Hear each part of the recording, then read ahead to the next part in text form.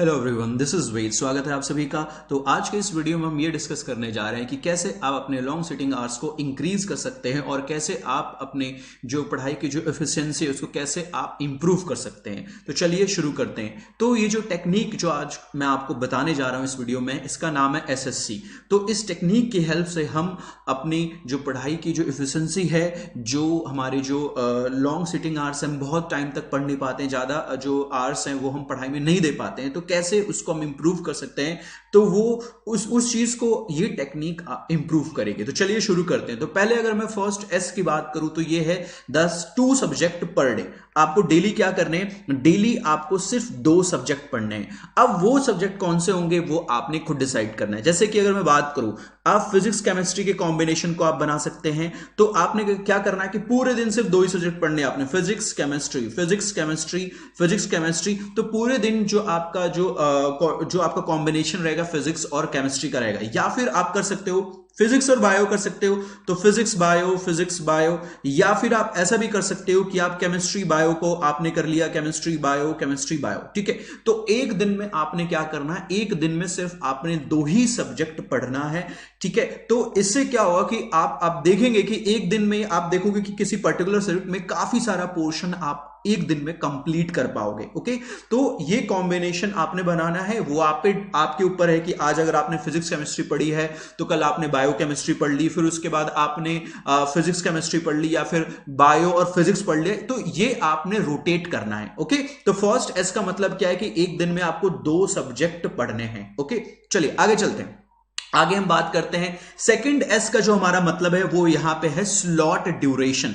तो एक स्लॉट का जो ड्यूरेशन होना चाहिए 45 मिनट से ज्यादा नहीं होना चाहिए। मतलब जैसे आप लोग फिजिक्स पढ़ना स्टार्ट कर रहे हो, मान लो आपने फिजिक्स पढ़ना स्टार्ट किया, आपने क्या करना है, आपने अलार्म सेट कर देना है। ठीक है। 45 मिनट्स का आपने अलार्म सेट करना है। तो 45 मिनट्स जो भी आप फिजिक्स में आप रिवाइज कर रहे हो, पढ़ रहे हो, उसको आपने पढ़ा, और जैसे ही अलार्म बजना स्टार्ट हुआ आपने क्या कर देना है, बंद कर देना है। जितना भी आपने कंप्लीट किया है, भले कोई आप किसी पेज को आप रीड कर रहे थे तो उस पेज को आपने अंडरलाइन कर दिया कि यहां तक, बस आपने बुक मार्क कर दिया बेसिकली कि यहीं तक रीड किया है। ठीक है। या फिर कोई न्यूमेरिकल कर रहे हो, भले वो न्यूमेरिकल आपका आधा हुआ है, आपने उसको सिर्फ वहीं तक कंप्लीट करके छोड़ देना है। ठीक है। उस पेज को फोल्ड कर दो, बंद कर दो। ठीक है। उसके बाद आपको आगे बढ़ जाना है। तो एक स्लॉट में आपको सिर्फ 45 मिनट्स देना है। ओके। तो जैसे कि मैंने आपको बताया कि अगर आपने फिजिक्स और केमिस्ट्री सेलेक्ट किया तो आपने पीसी ऐसे कलेक्ट किया होगा।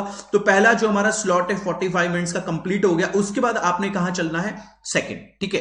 तो जो थर्ड हमारा जो टर्म है वो क्या है, सी है यहां पे। उसका मतलब है चेंज द सब्जेक्ट। तो आपने क्या करना है कि जैसे ही आपका अलार्म बजेगा और आपने बुकमार्क कर लिया, उसके बाद आपने क्या करना है, सब्जेक्ट को चेंज कर देना है। अब अभी तक आप फिजिक्स पढ़ते आ रहे थे, अब आपने क्या करना है, फिजिक्स के बाद आपने कहां पहुंच जाना है, केमिस्ट्री पे। ठीक है।